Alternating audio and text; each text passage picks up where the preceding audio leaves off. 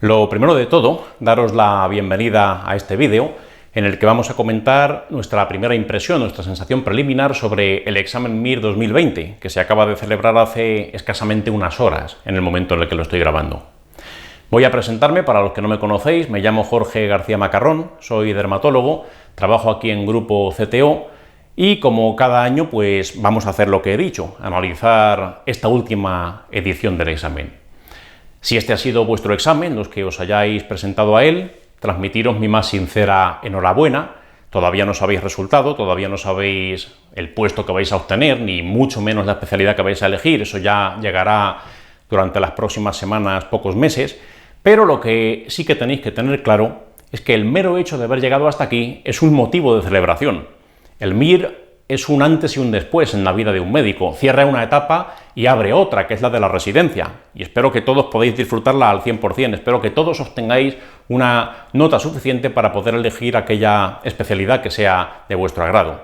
Pero bueno, con independencia de eso, el resultado todavía no lo sabemos, disfrutad del tiempo libre, ahora ya no tenéis que estar 10, 12, 14 horas al día otra vez repasando lo mismo, no tenéis que hacer simulacros, no tenéis que analizar preguntas que habéis fallado, eso ya es un punto y aparte. Espero que nadie de los que estáis viendo este vídeo tengáis que volver a padecerlo el año que viene, ni en el futuro tampoco. Y ahora sí, vamos a hablar de vuestro examen MIR, cómo se ha comportado, cómo ha sido el MIR 2020. Bien, pues igual que si yo abro un libro de historia y empiezo a leer sobre los reyes, hay veces que tienen un sobrenombre. Fernando el Católico, Pedro I el Cruel, etc. Bien, pues del mismo modo, el examen MIR se le podría poner un mote, se le podría poner un apodo, dependiendo de cómo se comporte cada año. No siempre lo hacemos, no siempre el MIR es tan peculiar como para poder ser bautizado, pero estaréis de acuerdo conmigo que el vuestro sí lo es. Vamos a hacer un breve recuerdo histórico de cómo es el examen MIR, cómo ha sido desde sus inicios. La gente que se presentó a las primeras ediciones del MIR fue a finales de los 70. Ya están jubilados muchos de ellos. Fijaros si el MIR tiene historia. Al principio no era un buen examen. Años 76, 77, esas fueron las primeras ediciones del MIR. Era un cuadernillo de preguntas, todas muy escuetas, muy cortitas, no había que razonar nada, era todo de pura memoria. ¿En qué cromosoma se encuentra el gen de la enfermedad de no sé qué? ¿Cómo se llama el bicho que produce tal enfermedad? ¿Cuál de estos tumores produce células en forma de anillo de sello? No había que razonar, era simplemente pues, conocer una serie de datos puntuales, acierto o fallo. Ya está, no hay que pensar nada, no hay que hacer ningún ejercicio de razonamiento clínico como sí se hace actualmente. En ese sentido, el MIR ha ido mejorando a lo largo del tiempo. Desde finales de los 70 hasta finales de los 80, en esa década, pues era más o menos así, como he dicho. Y poco a poco el Ministerio pues, fue mejorando el examen MIR. Hay que reconocer que no es fácil poner un MIR adecuado, poner un MIR justo, poner un buen examen MIR. Es una cosa que no es sencillo. ¿Qué pasó? Se dieron cuenta de que ese tipo de preguntas pues, no servían para discriminar la habilidad de un médico, el razonamiento clínico, pues no eran muy aptas. ¿Qué pasó? Finales de los 80, principios de los 90, empiezan a poner cada vez más preguntas tipo caso clínico. No te hacen una pregunta tan teórica, te cuentan un paciente con una edad, con unos antecedentes personales, que le pasan una serie de cosas, signos, síntomas, y tú tienes que hacer un razonamiento para elegir la prueba diagnóstica más adecuada. O cuál es el tratamiento más adecuado. Y ya asumen que sabes el diagnóstico, sabes lo que le pasa al paciente. En fin, cada vez más complicado, más de pensar, y el MIR poco a poco pues, va creciendo, va teniendo cada vez más páginas. 250 preguntas, más 10 de reserva es lo que tenía en esa época, y más o menos desde 1990 hasta el 2010, en esos 20 años el MIR pues, cambia muy poquito. En esa época, pues sí, pues hombre, a lo mejor una convocatoria tenía muchas más de cardio, o más de nefro, o quitaban de una asignatura o añadían de otra, en fin, pero no había una variación sustancial. ¿Pero qué pasó en el año 2010? Pues la convocatoria 2009-2010 fue de las que sí tienen sobrenombre, y el sobrenombre fue el MIR de las fotos. Fue aquella convocatoria donde el Ministerio pues, le dio por poner fotografías, acortó un poquito el examen, en lugar de 250, pues 225, porque las preguntas con foto, como son más exigentes, pues llevan más tiempo y entonces pues tuvo esa consideración hacia los opositores. Bien, ¿y qué ha pasado desde entonces? Después de 20 años de estabilidad, El MIR, desde el 2010 hasta el 2020, ha sufrido una cantidad de cambios que son, pero tremendos. Primero le ponen fotos. Fotos que además, cada fotografía tenía asociadas dos preguntas, eran casos clínicos dobles. Después, dejan eso y empiezan a hacer un modelo de pregunta-foto, pregunta-foto. Cada fotografía tenía asociada una pregunta y no dos. Después modifican el formato del examen y deja de tener 5 opciones cada pregunta, empieza a tener 4 opciones. Y este año le hacen una cura de adelgazamiento y en lugar de tener 225 preguntas como venía teniendo, ahora tiene 175 y en lugar de durar 5 horas, ahora dura 4 horas. Y de aquí vienen los sobrenombres. El MIR de las fotos. Hubo otro, este nunca se me olvidará, ni a vosotros probablemente si no lo sabéis, el MIR del prepucio. Hubo un MIR del prepucio. Hubo un MIR que tuvo 3 o 4 preguntas de fimosis en la misma convocatoria. Preguntaron ese año más de fimosis que de cardiopatía isquémica, de ahí el MIR del prepucio. Luego vino el MIR de las 4 opciones. ¿Cómo llamaríais a vuestro MIR? Porque vuestro MIR merece un sobrenombre. Os voy a proponer uno. Los que lo habéis padecido en primera persona, a lo mejor tenéis una opinión más fundada. Pero bueno, durante las últimas horas lo hemos estudiado mucho y durante los últimos meses pues, venimos muy pendientes de cómo va a ser esta convocatoria. A este MIR yo le llamaría el clemente o el piadoso. ¿Y eso por qué? Pues porque el Ministerio ha hecho alarde de piedad y de cortesía hacia los opositores. No sé si recordáis que hace algunos meses el Ministerio, en una nota de prensa, dijo: estoy muy preocupado por los opositores que se presentan al MIR. Eso suena a titular de periódico, a primera portada de... No, la primera noticia que te dan en el noticiario del día, que el Ministerio se preocupa por los opositores. Yo no me lo creo. Que sepáis que en el año 2009-2010, que fue cuando metieron las imágenes, el Ministerio avisó de que iba a poner imágenes una semana antes del examen. Una semana antes del examen. Eso no creo que sea un modelo de misericordia y de clemencia hacia la gente que se presenta. Y lo de este año tampoco. ¿Este año qué ha pasado? Llegan los meses de verano y en una nota de prensa dicen eso. Nos preocupan nuestros opositores. Se cansan mucho, porque el MIR es muy largo, que dura 5 horas. Así que vamos a hacer una cosa. Vamos a cortar el MIR y en lugar de 5 horas va a durar 4. Y en lugar de 225 preguntas va a tener 175. Lo vamos a hacer más breve, para que os canséis menos. Bien, agradezco la cortesía por parte del Ministerio, pero a mí, como opositor, que en su momento fui, me preocuparon las otras cosas. Me preocupaba más el hecho de que el MIR no tenga un temario oficial, no tiene un temario regulado. Pueden preguntarme, si les da la gana, más cardio este año, mucha más cardio este año, y quitar las preguntas de nefro. O poner preguntas sobre la enfermedad de Kikuchi-Fujimoto, como hicieron el año pasado, sin que pase absolutamente nada. O empezar a poner cada vez más preguntas de planificación y gestión y suprimir las de anestesia. En fin, tienen plena potestad para decidir el contenido del examen. Eso me agobia mucho más que el hecho de que dure más o menos. Si dura 5 horas, pues en mi academia me preparan para simulacros de 5 horas y ya está, y me acostumbro. Pero ¿qué pasa si le quitas al MIR 1 hora? Y aquí viene la crítica, o lo que yo creo que habría que reflexionar por parte del Ministerio. ¿Para qué sirve el MIR? Y este es el punto de partida de todos los vídeos donde analizamos el comportamiento de cada convocatoria. ¿Para qué sirve el MIR? El MIR es un examen, y es un examen que en teoría debería reflejar mi nivel de preparación. Si yo estoy más preparado, debería obtener una puntuación superior que si estuviese menos preparado, y una nota acorde con mi nivel de conocimientos. No siempre es así. ¿Qué problema le veis? Este año, si yo hago el MIR más corto, ¿qué pasa? Antiguamente, cuando tenía 225 preguntas, piensa que se presentaban más de 15.000 personas. Si se presentan más de 15.000 personas para 225 preguntas, habrá mucha gente que tendrá exactamente la misma nota. Porque hay muchos más candidatos que número de preguntas en el examen. Si en lugar de tener 225, ahora tiene 175, ¿qué va a pasar? Que habrá posiblemente muchos más empates, con lo cual el examen MIR pues pierde poder de discriminación. Es igual que el del año pasado. El año pasado fue un examen MIR absurdamente difícil. Muchísimas preguntas de cosas que eran o poco relevantes o un estudiante difícilmente pudiera tener acceso a ellas porque eran preguntas ya de especialista consumado en una materia, con lo cual pues al final esas preguntas nadie las tenía bien o nadie tenía el criterio para enfrentarse a ellas. a efectos prácticos será un MIR con menos preguntas, menos poder de discriminación. Pues si directamente lo mutilas y le quitas 50 preguntas, pues obviamente habrá más empates y será menos discriminativo, por lo menos a priori es lo que parece. Bueno, me imagino que esto pues lo verán este año y ya tomarán las medidas oportunas, pero es una cosa que llama la atención. Habiendo tantos candidatos, no creo que beneficie eso de que sea cada vez más corto. Características de este examen. ¿Qué es lo que nos ha llamado la atención sobre él? Pues en primer lugar, su extensión. Ha sido más extenso que el año pasado. Y ahora alguno estará diciendo, pero están locos, el año pasado tenía 225 preguntas, lo acabas de decir, y ahora tiene 175, ¿cómo va a ser más extenso? Pues sí, es más extenso. Proporcionalmente es más extenso.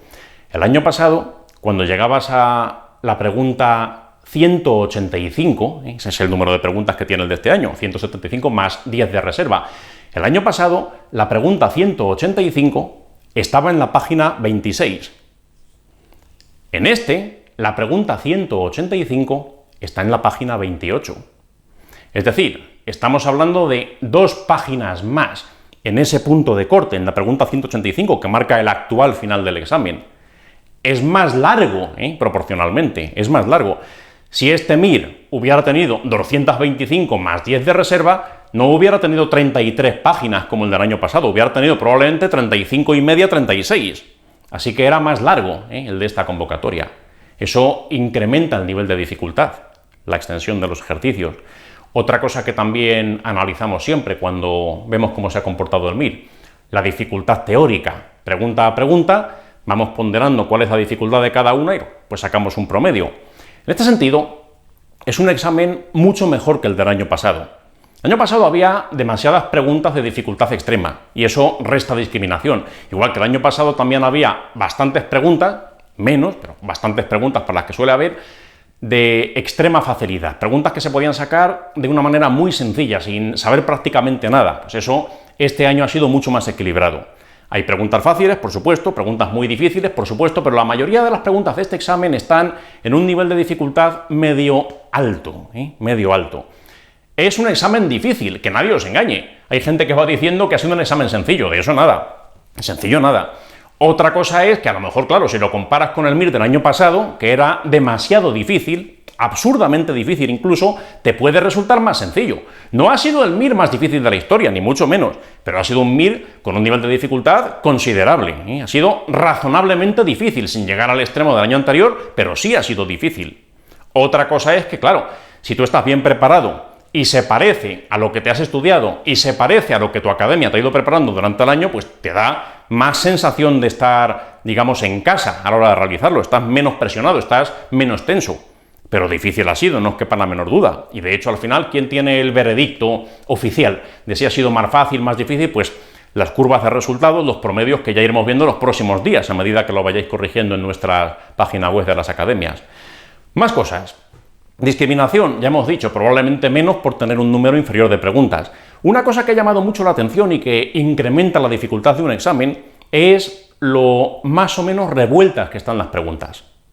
¿Qué es lo habitual? Lo habitual, si uno se va a una convocatoria tipo, lo habitual es que después de las primeras preguntas, en este caso 27 preguntas con imagen, bien, pasan esas 27 preguntas que están muy revueltas, eso es normal, siempre están revueltas. ¿Por qué? Porque las preguntas con imagen, pues puede haber una de cardio, después una de nefro, después una de derma, después una radiografía de lo que sea. Entonces, va variando mucho qué materia es. Aquí siempre están revueltas, pero después, cuando ya para el bloque de imágenes, lo normal es esto, encontrarte bloques temáticos claramente definidos. Pues el bloque de cardio o el bloque de nefro, después el bloque de infecciosa, hasta que llegas al final del examen. Suele haber una clara definición. ¿Qué ha pasado este año? Hombre, no es que no haya bloques, se perciben bloques, pero está bastante más revuelto de lo que estáis acostumbrados, de lo que normalmente el Ministerio hace. De hecho, os lo voy a enseñar gráficamente para que os hagáis una idea de lo revuelto que está este examen. Aquí lo tenéis. Todo esto, este código de colores que veis, que está todo numerado, 1, 2, 3, tal, hasta el final del examen, cada color representa una materia. No he puesto la materia porque entonces sería imposible de leer. Las materias son colores, no importa qué materia sea cada color. Fijaros lo que muestra este gráfico, como un mapa de la distribución temática de vuestro examen MIR. Al principio, preguntas con fotos, sumamente revueltas, de acuerdo. Al final, preguntas de reserva, también revueltas porque cada una es de una materia, eso siempre es así. Pero fijaros las que están en medio, desde la pregunta 27 hasta que empiezan las de reserva. ¿Hay bloques? Sí que hay bloques. Pues, por ejemplo, entre la 30 y la 37 veis que es el mismo color. Eso corresponde a preguntas de estadística, epidemiología, medicina preventiva, estaban ahí seguidas. Entre la 61 y la 67 también es el mismo color. Preguntas de ginecología, estaban muy agrupadas. Entre la 84 y la 90, pues ahí también, por cierto, los números de preguntas que estoy haciendo alusión corresponden a la versión 0, que es la del tribunal. En eso estamos basando este comentario. Pues bien, entre la 84 y la 90, pues veis, mismo color, psiquiatría. Hay algunas que sí que tienen un bloque bastante claro, pero fijaros que hay como un revoltijo de colores importante, ¿eh? En particular las asignaturas médicas han estado pues, más revueltas unas con otras, traumatología había una pregunta por cada sitio, en fin, no había una continuidad y eso incrementa la dificultad del examen, que las preguntas estén más revueltas. Fíjate que es una cosa que a lo mejor podría parecer absurda, pero si en teoría son las mismas preguntas, ¿qué más da el orden en el que me enfrente a ella? No es lo mismo, ni mucho menos. No es lo mismo. Cuanto más revuelto está, digamos que la cabeza tiene que dar pues, saltos de un tema a otro con más facilidad y eso es una cosa pues, que te descoloca en el momento de hacer el examen. Es mucho más cómodo para el opositor que estén con bloques netamente definidos como otros años. Por cierto, esto que veis aquí pues, es provisional.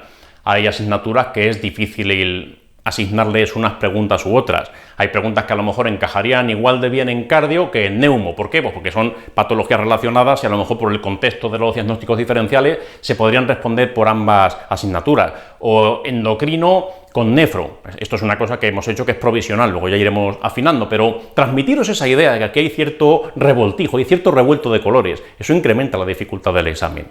Pero al final, ¿qué pasa? La dificultad percibida no es tan alta. ¿Por qué? Porque es mucho mejor examen que el del año pasado. Bastante mejor examen que el de hace 2 años. En este sentido, hay preguntas que ni son excesivamente difíciles, ni son excesivamente fáciles. Hay algunas que son tremendamente difíciles, por supuesto, pero en un número aceptable. No una cosa como la de la convocatoria anterior. Así que en ese sentido, el Ministerio sí que ha mejorado este MIR con respecto al del año previo. El tema es el poder discriminatorio. No sé si al quitar 50 preguntas eso va a ser muy positivo, pero bueno, el tiempo dirá. Y a continuación vamos a analizar algunas de las preguntas ya en concreto. Me imagino que algunas os habrán costado más que otras, hay algunas que son más comentables que otras, hay algunas incluso muy peculiares. Vamos a ver algunas para ver qué se podría haber hecho, incluso cuál hubiera sido la respuesta correcta. Aviso que aquí nos podemos equivocar. En el momento en el que estoy grabando este vídeo, estoy dando las respuestas correctas que nuestros profesores estiman oportunas. Normalmente vamos a acertar en todas o en casi todas, pero hay algunas que a lo mejor pues, pueden ser cuestionables o pueden estar mal hechas y puede ser que haya diferencia con respecto al Ministerio. Esas preguntas suelen ser anuladas normalmente, ¿eh? Pero bueno, que lo sepáis, que si hay alguna discrepancia, pues ya se solucionará en el momento de las impugnaciones. Así que lo dicho, vamos a comenzar. Y vamos a ver alguna pregunta en concreto. La primera que vamos a comentar es la pregunta 104, y esta pregunta nos viene bien para ilustrar algunas de las cosas que ya os hemos dicho durante el curso. ¿Qué hay que hacer cuando una pregunta te supera? Si una pregunta es demasiado difícil o si no tienes los conocimientos necesarios para poder acertarla, ¿qué hay que hacer? Técnica de examen. Hay veces que en un examen tipo test, pues hay 2 opciones que se parecen mucho, o hay 2 opciones que a lo mejor son antagónicas y por tanto solo una de las 2 puede tener razón, etc. Y esto pues en la 104 tenemos un ejemplo. No es que sea una pregunta extraordinariamente difícil, pero si te falla lo que tienes que saber por teoría, ¿qué tendrías que haber hecho? Esto viene muy bien para ejercitarse quien no haya hecho todavía el examen MIR. Los que estéis viendo este vídeo y seáis todavía estudiantes de quinto o de sexto de carrera, los últimos cursos, viene bien para poner en práctica unas ciertas cosas. Vamos a ver en la pizarra. Es más cómodo, no tenéis que tener un examen MIR en la mano. Y dice así: la diabetes insípida nefrogénica inducida por litio, hay 4 opciones, se supone que tenemos que elegir la correcta. Principio típico. recurso absolutamente característico del MIR y en realidad de cualquier examen tipo test en técnica de examen. Dos opciones muy parecidas, normalmente una de las dos tiene razón. ¿Por qué? Cuando dos opciones son muy parecidas, pero difieren en una pequeña cosa, una pequeña palabra incluso, eso lo que traduce es la intención del autor de esa pregunta para hacerme dudar entre esas dos. Si no, no se parecerían tanto. Y al final, ¿qué pasa? Pues me hace la vida fácil. Ya no dudo entre 4 opciones y no tengo ni idea. Dudo entre 2, debido a esa pista. Y aquí fijaros que hay 2 opciones que son sospechosamente parecidas. Dice la 1, está causada, la diabetes insípida se entiende, por mutaciones de acuaporina 2. Y la 2 dice, es debida a una reducción marcada de los niveles de acuaporina 2. La opción 3 nos habla que si dosis bajas de desmopresina, que si responde. La 4 dice que si los diuréticos tiacídicos y la amiloide están contraindicados en tratamiento. La 3 y la 4 me voy a olvidar de ellas. ¿Por qué? Porque la estructura me está invitando a que elija entre la 1 y la 2. Dos opciones muy parecidas pero distintas, una de las dos suele tener razón. ¿Cuál de las dos tiene razón aquí? ¿Cuál es la válida? Y aquí el siguiente paso, ya dudando entre la 1 y la 2, sería el sentido común. La 1 dice que esta diabetes insípida por litio, nefrogénica, sería debida a mutaciones de la acuaporina 2. La 2 dice que es debido a una reducción de los niveles de esa acuaporina 2.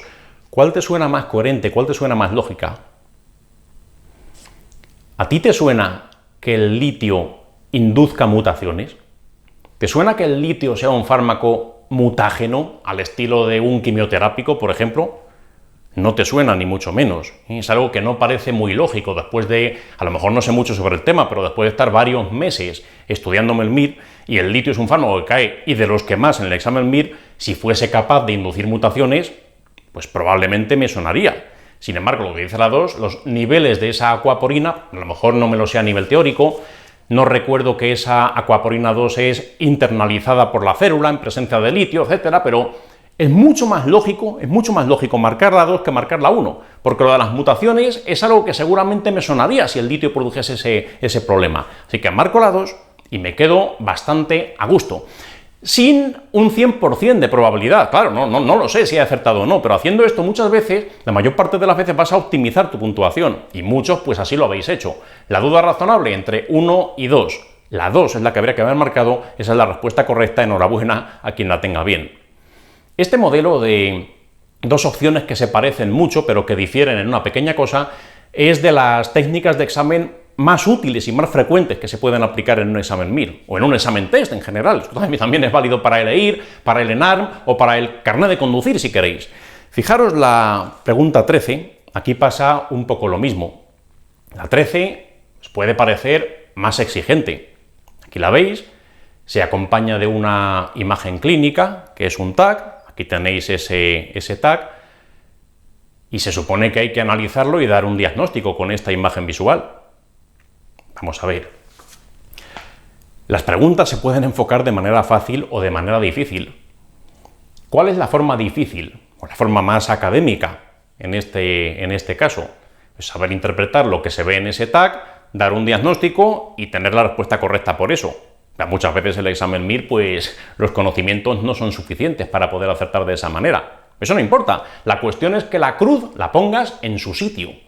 La cuestión no es voy a ver si la sé. No. La actitud correcta es voy a ver si la acierto. Lo importante es que la aciertes, no que la sepas. ¿Qué vas a dar si la sabes? La cuestión es que pongas la cruz en su sitio. Un punto para ti, 200 puestos más.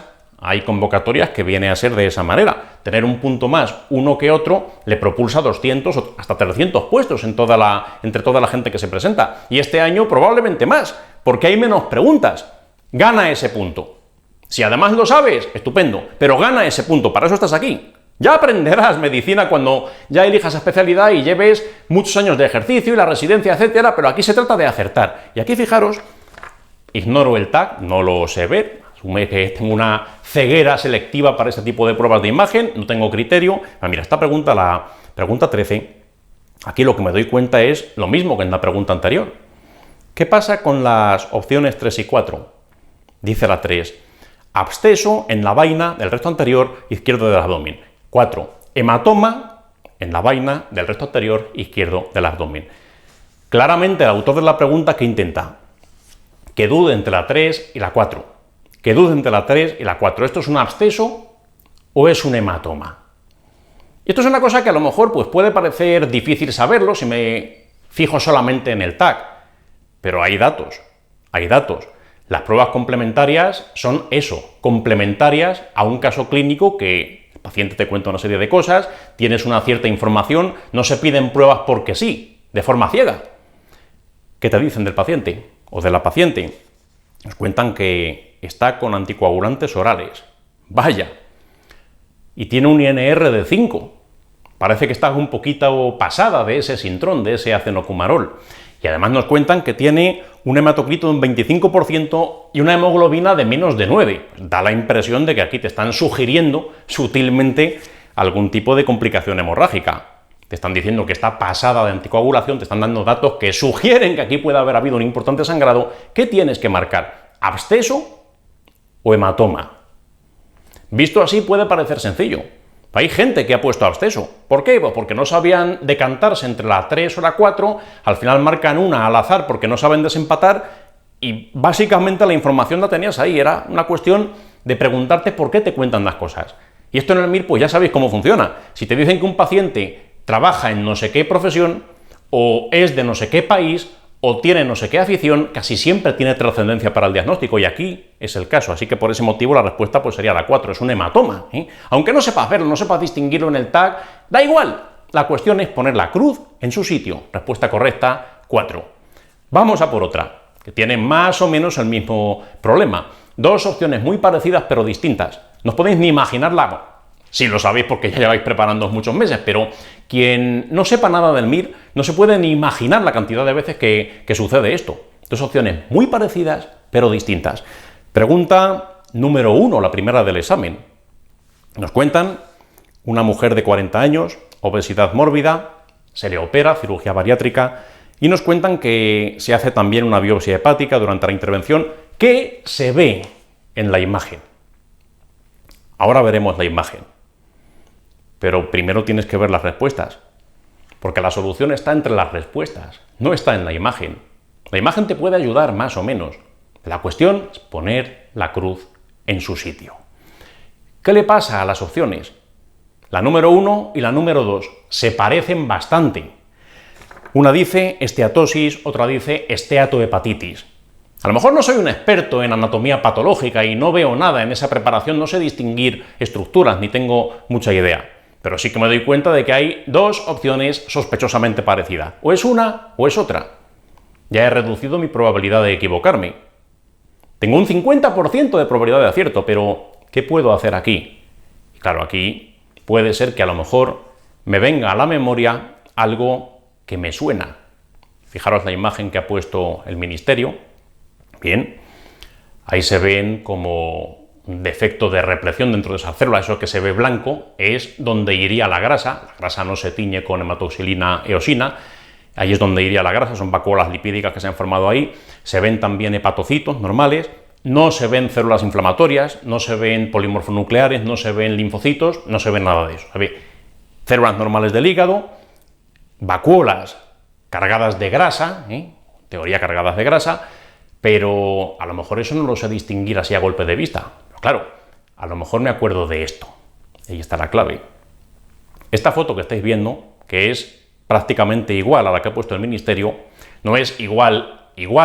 Las vacuolas son mucho más generosas, esas vacuolas lipídicas, en la preparación que ha puesto el ministerio. Pero esto que veis aquí, pues es similar. ¿Os suena? Esta fotografía aparece tal cual en nuestro manual de aparato digestivo. Y eso es lo que a lo mejor puede hacer que, aunque sea inconscientemente, entre la 1 y la 2, al haber visto algo ya parecido a la hora de estudiar, te puedas decantar más fácilmente, aunque a lo mejor no sabes de manera totalmente académica, totalmente ortodoxa, incluso totalmente racional si quieres, por qué prefieres la 1. Pero esto te puede haber ayudado, ¿eh? El haber estudiado con un manual que tiene fotografías que después se parecen a las del ministerio, o viceversa, puede ser de ayuda a la respuesta correcta la 1, esteatosis. Bueno, las preguntas con fotografía son más exigentes, de acuerdo, que otras, pero no siempre me hace falta ver la foto. Vamos a irnos a una diferente. Fijaros la número 2. La número 2 ilustra mucho la evolución típica de los conceptos nuevos en el MIR. Hace algunos años preguntaron por primera vez en el MIR la esofagitis eosinofílica. ¿Y qué contaron en aquella convocatoria? Era una persona muy joven, un adolescente, un adulto joven, no tenía ni 20 años, y contaban que si era alérgico, asmático, que sufría un episodio de impactación de vez en cuando comía, que le costaba deglutir ciertos alimentos, particularmente los sólidos, tal, y al final, pues la respuesta correcta, esofagitis eosinofílica, lo preguntaron un año, otro año volvieron a preguntarlo, después ¿qué hicieron? Una vuelta de tuerca más, empezaron a preguntarlo con fotografía y presentaban esa foto típica del esófago traquealizado. Esto es lo habitual. Debuta un concepto en el MIR, una enfermedad que nunca han preguntado. Puede ser que nunca vuelva a aparecer, Kikuchi Fujimoto, espero que esa nunca vuelva a aparecer en el MIR nunca más en toda la historia del examen, o puede ser que sí, si es una cosa pues más normal o más relevante, o que por algún motivo les interesa preguntar. ¿Qué pasa en ese caso? Lo que primero preguntan en modo texto, para seguir preguntándolo de manera más original, lo que hacen es cambiarlo a modo foto. Y te puedes encontrar esófagos traquealizados, como el que veis aquí. Esto fue un modelo de una pregunta que apareció en su día. O cuando esto ya está agotado, porque saben que esto ya te lo sabes, porque esa pregunta ya es conocida, pueden hacer lo que han hecho este año, que aquí tenéis. Pero realmente, esta fotografía, en ella que se ven, pues se ven células, epitelio escamoso, típico del esófago, vemos que hay unas células que lo infiltran, que son intensamente pigmentadas, lo veis aquí, que son muy eosinófilas, obviamente son eosinófilos, por eso se ve ese rosa tan intenso, esofagitis eosinofílica por ese motivo. Veo esófago infiltrado por esos eosinófilos, pero aunque no sepa distinguir estos tipos celulares, ¿qué pone en el enunciado? ¿Qué pone? Ya dicen, 20 años, asma, disfagia ocasional, impactación, la misma historia que te cuentan siempre. Esta vez, además, han asociado una bonita foto, para que la pregunta parezca original, pero realmente necesitabas esta foto para poder acertarla. Mira los diagnósticos diferenciales. La 1, esofagitis por reflujo. 2, esófago de Barrett, su metaplasia, etc. La 1 y la 2, aunque tampoco supieras verlo en la preparación histológica, si quisieran la 1 o la 2, te hubieran contado una historia de reflujo, te hubieran contado una pirosis de larga evolución, algo que te hubiera sugerido un reflujo, pero no lo han hecho. Te han contado otra cosa, te han contado disfagia, te han contado impactación, te han contado una persona joven, te han contado que es una persona con asma. Entonces, esto parece que va mucho más hacia la opción número 3. La 4. La 4 también ha caído en el MIR, incluso con alguna fotografía de endoscopia. La 4 dice esofagitis por cándida, aunque sea ciego para las fotos.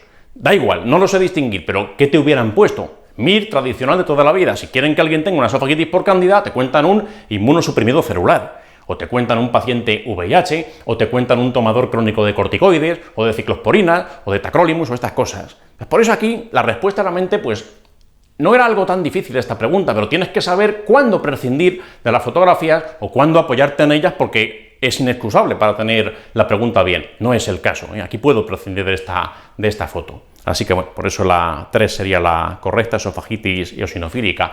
La verdad es que este MIR intimida. Intimidan las fotos. ¿Por qué? Uno abre el cuadernillo de imágenes y se encuentra 4 fotografías de anatomía patológica. Convocatoria anterior, había 4 o 5 electros. Este año, menos electros, más preparaciones de AP. Es algo que el Ministerio pues tiene potestad de cambiar, es lo que antes decía. No tengo un temario oficial, sí lo tengo oficioso, pero con potestad para hacer lo que les dé la gana, os puedo encontrarme con estas cosas. Que un año pues haya 4 o 5 fotografías de anatomía patológica, pero no hay que venirse abajo por ello. Siempre tienes recursos a tu alcance. Otra, que también es interesante, la pregunta número 20. La pregunta número 20, fijaros también la fotografía que nos asocia. Nos muestran que si tiene pues unas lesiones renales, que se ven aquí con el TAC, pero la solución está aquí, la solución está en esta imagen, ni mucho menos. La pregunta 20, de hecho, es una pregunta agradecida.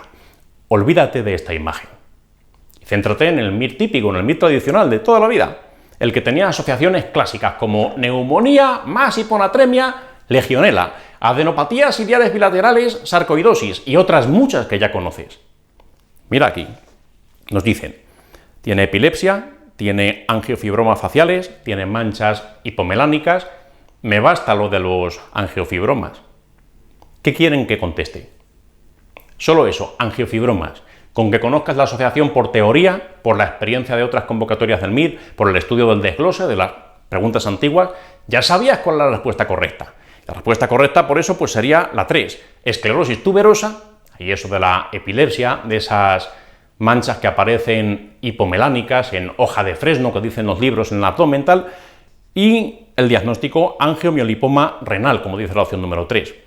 Da igual el diagnóstico de lo que hemos visto en el TAC, la única opción que pone esclerosis tuberosa, pues es esa, es la 3, pues no me complico la vida. Marco eso, fin de la historia, y no me tengo que liar con cosas que a lo mejor me cuesta más o que incluso desconozco, como el TAC abdominal, que no es fácil de ver o no siempre es fácil de ver. Bien, vamos a ver alguna otra pregunta. Hay veces que acierto porque el ministerio repite fotos. Pero igual que tú tienes tus libros favoritos o tu música favorita, el ministerio tiene sus enfermedades favoritas.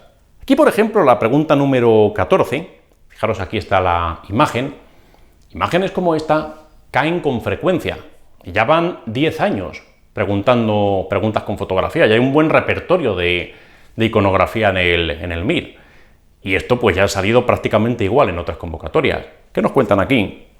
Tiene, fijaros, 16 años, tiene una frecuencia cardíaca de 120, una tensión arterial de 75/40 y una saturación bastante lamentable, 86%. A ver, ante esto, tiene inestabilidad hemodinámica, tiene una saturación por los suelos y te muestran en esta fotografía qué es lo que están pidiendo a gritos.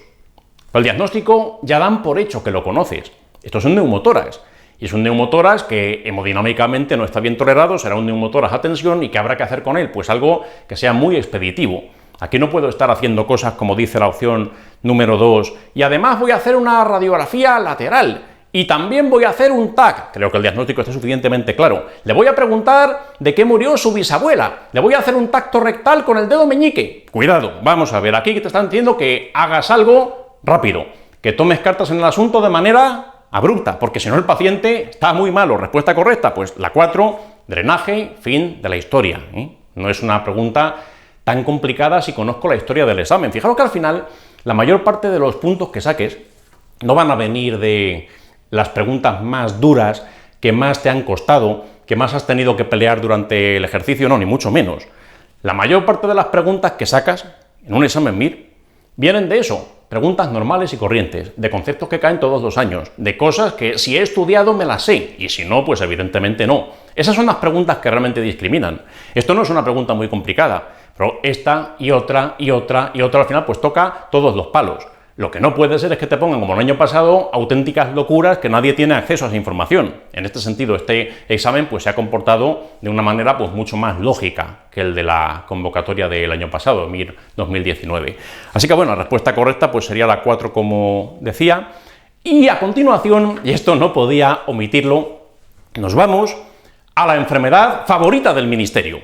Esta es la que más les gusta con diferencia. Esta la preguntan todos los años, en algunas convocatorias incluso 2 veces. Todos sabéis de qué estoy hablando. Y quien no, pues ahí viene. ¿Esto qué es? Igual que se pueden repetir preguntas literales o casi literales, modo texto, el ministerio ya lleva 10 años poniendo fotografías, ya empieza a repetir imágenes. Si esto lo has reconocido, probablemente será ¿por qué? Por esta otra. Hace 10 años, cuando el ministerio por primera vez debutó con el tema de las imágenes en el MIR, no pudo evitarlo. Tuvo que poner su enfermedad favorita, una sarcoidosis, adenopatías iliares bilaterales.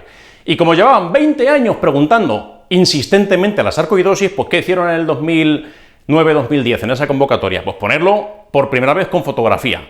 Y después lo han vuelto a hacer en alguna otra ocasión. Y este año otra vez, pues lo han vuelto a preguntar. No sé qué trauma tienen con el tema de la sarcoidosis, no sé si el presidente de la comisión MIR secretamente padece una sarcoidosis y tiene que expresarlo de esa manera, no lo sé. Pero la cosa es que les encanta la sarcoidosis, adenopatías, iliares, bilaterales. Si no te lo cuentan, te lo enseñan. Así que nada, aquí la respuesta correcta, como podéis haberos imaginado, es la 4. La pregunta más repetida del MIR, por lo menos en los últimos años, sarcoidosis. Vamos a por otra. Fijaros aquí. Esto ya son cosas más complicadas. Hay preguntas que las puedo sacar porque el ministerio repite más o menos conceptos, repite más o menos ideas. me he estudiado el desglose, muy importante para tener éxito en el examen MIR, conocer los MIRes antiguos, conocer el comportamiento de la prueba, pero hay algunas más exigentes, que ya son más finas, que a lo mejor las saco. ¿Por qué? Porque se parecen no al desglose, porque nunca han caído en el MIR antes, pero sí se pueden parecer a lo que mi academia me ha puesto en los simulacros. Y aquí tenemos un claro ejemplo. Os felicito a los alumnos de CTO viendo los resultados que estáis introduciendo en nuestra página web cuando corregís el examen. La inmensa mayoría tenéis bien esta pregunta. ¿Por qué será? Simulacro 24 creo que era, si no me falla la memoria. Uno de los últimos simulacros finales de diciembre, os presentamos esta entidad. Síndrome PANDAS. Algunos incluso en Twitter, cuando salíais del examen, habéis puesto esta graciosa imagen en alusión a esta patología, síndrome PANDAS. ¿Y en qué consiste este síndrome PANDAS, que es un acrónimo pediátrico, autoinmune, estreptococo, tal? ¿En qué consiste? Es igual que la fiebre reumática o la glomerulonephritis postestreptocócica, consisten en que primero hay una infección por estreptococo beta hemolítico, grupo A, luego hay una latencia y después aparecen esos problemas. El síndrome PANDAS pues es igual o parecido. ¿En qué sentido? Pues padezco una enfermedad por estreptococo piógenes, beta hemolítico A, pasa un tiempo y ¿qué aparece? Pues lo que describen aquí en la 87, un trastorno obsesivo compulsivo de aparición aguda, de aparición reciente, que además fijaros que se asocia a tics, a corea como sintomatología neurológica. Lo más probable es fallar esta pregunta, salvo que lo hayas visto antes. Enhorabuena por haberlo recordado, esto habéis aprovechado muy bien aquel simulacro donde lo comentamos. No era raro tampoco esperar que en algún momento apareciese este problema en el MIR como pregunta. Igual que les gusta preguntar que si yo me infecto por estreptococo beta hemolítico A, piógenes, me puede ocurrir después una fiebre reumática, me puede ocurrir después una glomerulonephritis postestreptocócica. Quien ponga esas preguntas se puede acordar de otras complicaciones que también pueden surgir, que no han caído hasta ahora y que puedan hacer que el MIR resulte original. Gracias a todos por haber recordado aquella enseñanza que os dimos en ese simulacro, os ha valido un punto extra. Y es una pregunta difícil, es una pregunta difícil. Creedme que esto, si no lo veis antes, es complicado, lo habéis tenido bien casi todos, os doy la enhorabuena por ello a los que habéis sido nuestros alumnos. Vamos a otra pregunta que también pasa un poco lo mismo, pregunta 117. Simulacro 24, 25. Ya os dijimos que los últimos simulacros era importante hacerlos para analizar esas preguntas que fallas, porque a lo mejor se pudieran parecer a las que pudiera poner el ministerio. ¿Por qué? Pues porque hay temas de moda, hay temas que se pueden más o menos anticipar. Fíjate que la proteinosis alveolar no es el tema más preguntado del MIR, ni mucho menos. El año que viene, ¿qué va a caer en el MIR? Ya te lo digo yo, una sarcoidosis va a haber, seguro, porque les encanta. Pero que caiga una proteinosis alveolar no es algo tan claro, normalmente pues no suele caer. Cae de vez en cuando, pero no es algo tan habitual. Y fijaros aquí en esta pregunta, en la 117, ¿qué alternativa al lavado pulmonar total no es apropiado para tratar esta entidad, una proteinosis alveolar de origen autoinmune? ¿Y cuál es la respuesta correcta? Lo mismo que comentábamos en aquella pregunta, que además analizamos con mucho detalle. Acordaos que en aquel vídeo pusimos incluso varios tags para que supierais reconocer una proteinosis alveolar, su patrón característico, radiológico, tal, y dijimos que entre los tratamientos había varias opciones. Ese lavado broncoalveolar era una de ellas. Dijimos otras que también podían ser razonables, pero dijimos que los corticoides no había que hacerlo, eso no era un planteamiento correcto, y efectivamente justo eso os ha valido un punto más a muchos de vosotros, porque la respuesta correcta pues es la 2. Enhorabuena a quien la tenga bien, una pregunta difícil, una pregunta exigente, pero hacer los simulacros al final pues da sus frutos, da sus resultados. Bien, vamos a por alguna más. No vamos a comentar todo el examen, tampoco es cuestión de hacer el MIR por segunda vez, pero está bien que veamos algunas que se podían haber sacado de ciertas maneras o que se pueden parecer a aquello que la academia esperaba y te preparó para ello, tal, o algunas que a lo mejor son muy difíciles. Ahora vamos a ver también algunas muy complicadas. Fijaros, por ejemplo, la 109, esta era esperable. El ministerio es sensible a los temas de moda. Cuando hay alguna cosa que incluso es noticia de periódico, noticia de televisión, tiende a acordarse de ella a la hora de poner preguntas. ¿Y qué pasa aquí en la 109? Listeria. No es excepcional que pregunten de listeria en el MIR, pero este año era una pregunta casi forzosa. ¿Por qué? Aquello de la carne mechada que ocurrió durante el verano, por allí por Andalucía, tal, pues eso es una cosa que ha trascendido mediáticamente y por ese motivo pues se acuerdan. ¿Qué dijimos de la listeria? La listeria también en un simulacro le dedicamos un buen espacio, que si se podía replicar incluso en ambientes fríos, a entre 4 y 10 grados, en la nevera, que si era resistente a bastantes antibióticos, y dijimos una cosa que era crítica, y era de lo más crítico que tenías que recordar sobre listeria, y lo habéis tenido bien muchos de vosotros gracias a eso, porque era importante y lo matizamos. Listeria, si hay que poner algo, y esto lo han preguntado mucho en el MIR, debe ser una pauta que incluya ampicilina. Ese es el tratamiento que suelen preguntar para sí poner cuando te preguntan cuál es el bueno. En este caso, ¿qué han hecho? Preguntar lo contrario, ¿cuál es el que no hay que poner? Y esto pues ya lo dijimos en su día. Listeria es intrínsecamente resistente a las cefalosporinas. Entonces, por ese motivo, la respuesta 4 pues es el que habría que haber marcado. Una meningitis por listeria, lo último que le pondrías es una cefa. Si sabes que es listeria seguro, si es listeria seguro no pongo cefas, es resistente a todas ellas, por eso la 4 es la solución. Así que bueno, pues bien, muchos lo habéis tenido bien gracias a esas preguntas que, como decía antes, anticipábamos. Y nos vamos a otra que también ha pasado lo mismo. En esta hemos visto que lo habéis hecho sustancialmente mejor que opositores no CTO. A la hora de introducir las plantillas, pues lógicamente sabemos cuáles son nuestros, cuáles no. En esta, en la 120, os habéis también lucido. ¿Por qué? Porque era una pregunta sobre la que en un simulacro hicimos mucho énfasis. Era una pregunta que la comentamos ampliamente, incluso se falló más de lo normal, después lo repetimos en un simulacro posterior para reforzar ese concepto. Fijaros aquí la 120, esta está pensada para engañar. Te cuentan un paciente ya mayor, 79 años, que tiene un cierto deterioro cognitivo, te cuentan que tiene un cuadro brusco de hemianopsia homónima y afasia, paresia facial inferior derecha, en fin, focalidad neurológica, te cuentan que, atención a esto, viene a urgencias y se objetiva una tensión arterial de 190/85.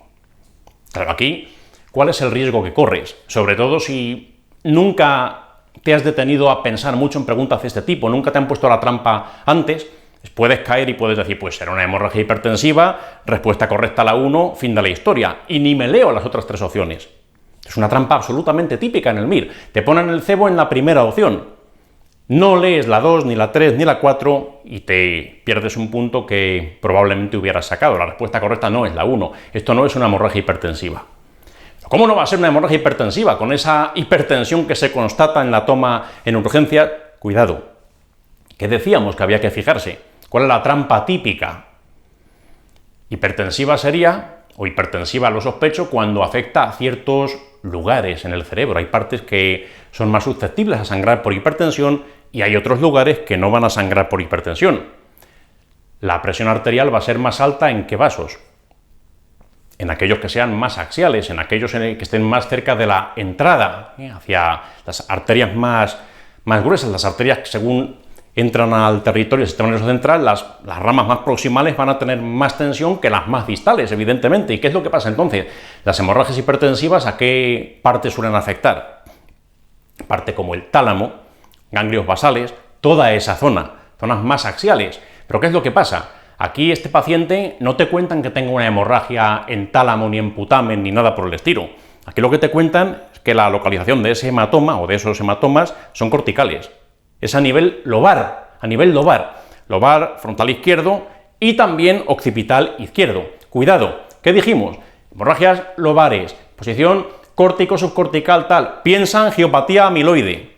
Lugar típico de la angiopatía amiloides, te cuentan un anciano, aunque sea hipertenso, fíjate muy bien dónde está el sangrado. Más axial, hipertensivo. Más periférico, córtico-subcortical o incluso ya a nivel lobar, como hacen aquí, angiopatía amiloide, por eso la respuesta correcta pues sería la 2. Y esto es una cosa que difícil que lo aciertes si no estás preparado, si no has visto la trampa antes. Por eso es tan importante ejercitarse en preguntas que ya han caído o que a criterio de los profesores de las asignaturas podrían ser trampas interesantes y podrían caer. Así que bueno, pues la 2 sería, como digo. Y a continuación nos encontramos con un viejo conocido. Esto os traerá recuerdos también de los simulacros, incluso de algunas otras convocatorias en el MIR. No es la primera vez que esto cae. Nos hablan de una persona que tiene síndrome del X frágil, desea tener descendencia y nos dicen cuál sería la correcta. Refresquemos la memoria, ¿qué era aquello del síndrome del X frágil? Tiene un fenotipo característico, esto también se ha preguntado, que si orejas grandes, nariz grandes, el mentón prominente. Claro, esa descripción que he hecho, orejas grandes, nariz grande, mentón prominente, tal, recuerda un poco a este caballero, a Su Alteza Real, el Príncipe Carlos de Inglaterra, pues tiene pinta de X frágil. Lo que pasa es que el X frágil además asocia otras cosas, también macrogenitalismo. No sé cómo tendrá Su Alteza Real el cerebro inferior o los hemisferios cerebrales inferiores, pero bueno, asumamos para su ventaja que sean como dice la descripción. Eso es la parte buena que tiene el X frágil, pero también tiene una parte mala, y es que el X frágil puede asociar una cierta discapacidad intelectual, un cierto retraso mental. En definitiva, volvemos a la pregunta. Ya nos despedimos del señor Carlos. Nos dicen que ¿cuál sería la respuesta correcta con respecto a esto del X frágil? Aquí no es tan importante la descripción clínica, no es lo que te están pidiendo, pero sí que es un ejemplo clásico, sí que es una cosa que en el desglose pues tenías acceso a ello, y en los simulacros de la academia, respuesta correcta 2. Fenómeno de anticipación genética. ¿Y eso por qué? Mecanismo, expansión de tripletes. De hecho, fijaros cómo en un examen MIR te pueden preguntar 2 veces la misma cosa, o 2 veces el mismo concepto, prácticamente igual. Si me voy a la pregunta número 44, no la voy a poner aquí, no es relevante, pero bueno, si alguien tiene tiempo y lo quiere echar un vistazo, en la 44 te vuelven a preguntar lo mismo. Mecanismo de expansión, tripletes, tal. Hay temas que se ponen de moda y pueden caer 2 y hasta 3 y hasta 4 veces en la misma convocatoria, como aquello del prepucio que dije antes. Aquí tenemos el MIR de la expansión de tripletes. Lo que pasa es que tiene cosas mucho más comentables que eso, como ya hemos visto al principio. Bien, pues la 2 sería, como digo, y luego ya vienen las preguntas muy duras, preguntas que aunque tengas el libro al lado, te va a costar responder. ¿Por qué? Porque son cosas que no aparecen mucho en el MIR, o son sobre asignaturas que no estamos muy versados durante la carrera de medicina.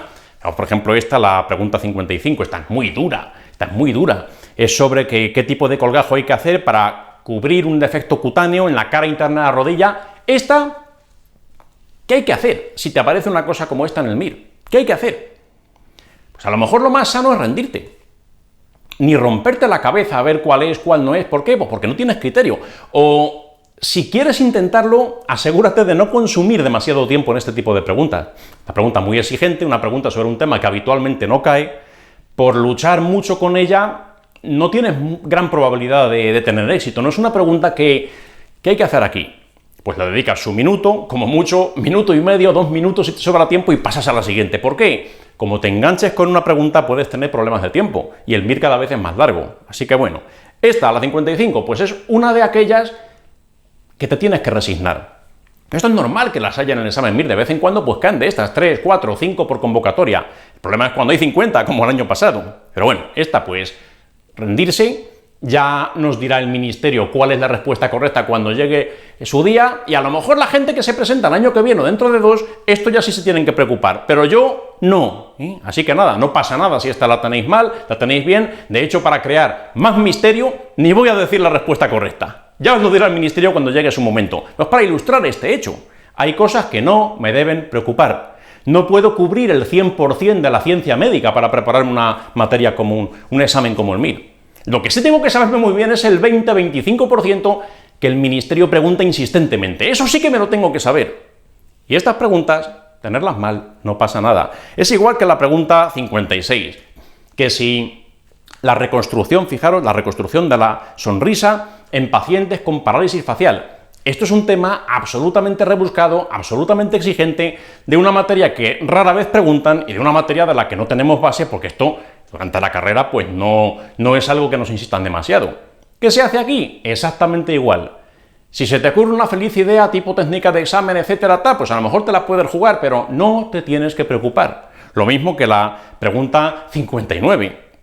La pregunta, fijaros, esto es algo que en el MIR pues es insólito. Normalmente los casos que nos ponen son sobre pacientes vivos para que tomemos una decisión, qué prueba diagnóstica solicitar, o qué tratamiento aplicar, o qué diagnóstico tiene el paciente, o qué crees que tiene, en fin, cosas de esas. Pero que nos pregunten por muertos no es algo tan habitual en el MIR. Bueno, han preguntado absolutamente de todo. Pues fijaros aquí, que ¿cuál es el método más fiable para estimar el intervalo postmortal después de una precoz, después de una muerte? Cuando es más o menos inmediata, ¿con qué técnica puedo saber cuánto tiempo ha pasado desde el momento de la muerte? Pues nada, pues esto, ¿qué tiene que hacernos pensar una pregunta así?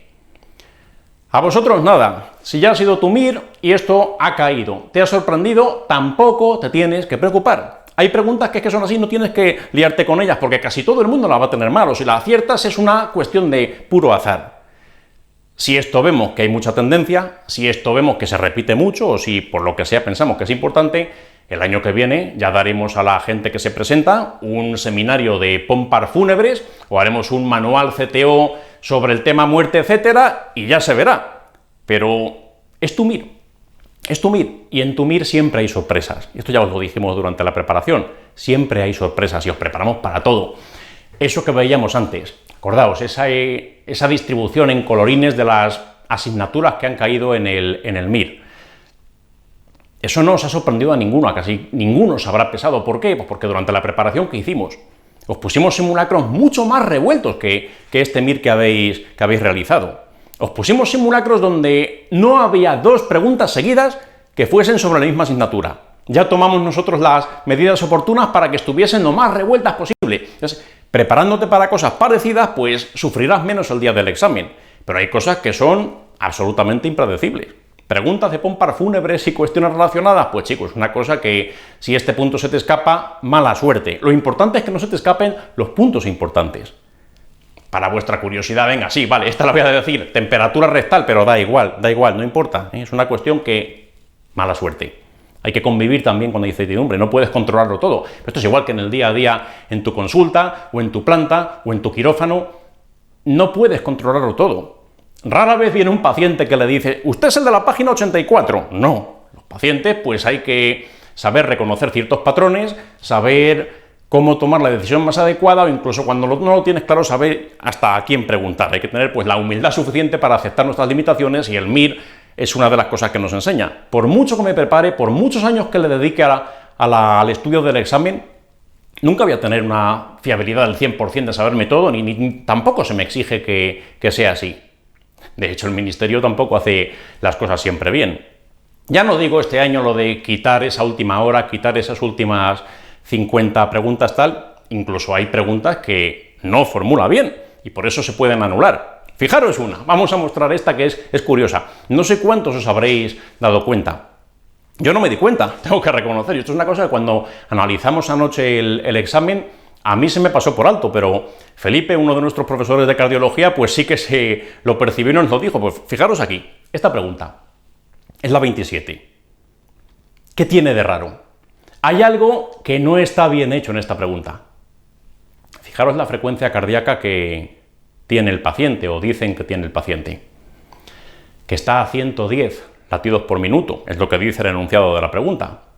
Bien, me voy al electro, que se supone que es de este paciente. Y si cuento en el electro, más o menos la frecuencia cardíaca aproximada es unos 70 latidos por minuto. El enunciado dice una cosa y la prueba complementaria que me ponen dice otra. Conclusión, esto han tomado un electro que no tiene nada que ver con ese paciente, no han medido los detalles con finura y estas cosas pues pueden suceder. No van a anular esta pregunta seguramente, claro que no. ¿Por qué? Porque ese pequeño detalle, la discrepancia entre los latidos por minuto que te dicen y lo que te muestra el electro, no es determinante para acertar o no acertar la pregunta, ni mucho menos. Por cierto, lo que tiene, veis aquí en este patrón del electro, esto es la primera vez que cae, digamos, de una manera tan explícita como electrocardiograma en el MIR. Esto en la práctica clínica pues se ve poco, ¿eh? En los libros lo dicen mucho, pero en la práctica clínica se ve de forma pues, muy infrecuente. S1, Q3, T3. Signo de McGinn-White, es uno de los que tienen nombre propio, tromboembolismo pulmonar. Así que bueno, pues la respuesta correcta ya sabéis cuál es. Pero fijaros cómo el Ministerio incluso descuida pequeños detalles. Tú también tienes derecho a fallar preguntas. Nadie tiene bien todas las preguntas del MIR. Quien haya fallado algunas de las que he dicho, en particular las más difíciles, pues no pasa absolutamente nada, es con lo que tenemos que convivir. Pero hay otras que sí que tendrás bien. ¿Y qué es lo que pasa cuando sales del aula de tu examen MIR? Pues siempre tiendes a acordarte de cuáles, de aquellas que te han dado más guerra, de aquellas que te han hecho pensar más. Por ejemplo, que si el tema de los colgajos, ahí me he vuelto loco, no sabía qué hacer, es la primera vez que eso tal, la reconstrucción del facial, no sé qué, la sonrisa, ni idea, el fármaco tal que aparece al principio en el... Cosas que te han hecho pues, pensar mucho, es de lo que más recuerdas cuando sales del aula, pero hay otras cosas que sí que tienes bien, que no te ha costado tanto, y por ese motivo, pues prácticamente se te ha olvidado que estaba en el examen, pero ¿qué había en el examen? En el examen solo había preguntas complicadas. En el examen también había preguntas que caen todos los años o con mucha frecuencia. Neumotórax, 2 veces. No solamente la que hemos visto antes en modo imagen tal, después había otra en el bloque teórico también de neumotórax, exactamente igual, muy parecida, mismo tema, misma esencia. Sarcoidosis, lo mismo, muchos años cae hasta por partida doble. 2 Wegener también había en esta convocatoria. Tu estudio de cohortes en la sección de epidemiología y estadística. Tu gluconato cálcico cuando hay hiperpotasemia para proteger al miocardio de ese efecto deleterio de la hiperpotasemia, tal. El delirium versus demencia, diagnóstico diferencial. 2 preguntas en psiquiatría, como muchas veces ha caído. Hay una pregunta. Es curiosa. La pregunta, fijaos que al principio del vídeo hemos hecho un recorrido histórico sobre el comportamiento del MIR a lo largo del tiempo. Pues hay algunas que... Curioso que el Ministerio está muy a la última, está muy a la moda con el tema de las noticias, lo de la listeria, la carne mechada, eso es de hace unos meses, sale en el MIR. Pero sin embargo, cosas que llevan ya unos cuantos años y que han demostrado pues un importante cambio de cara al paciente, lo digo por la pregunta de la insuficiencia cardíaca, fijaros. Es una pregunta de las que han aparecido este año en el MIR. ¿Cuál de estos fármacos, o de estas opciones, este conjunto de fármacos, cuál es el que repercute positivamente en el pronóstico de un paciente con insuficiencia cardíaca? Esta pregunta perfectamente podría haber caído igual hace 15 años. ¿Cuándo el Ministerio se pondrá a la última y preguntará el sacubitril? Lo estamos deseando.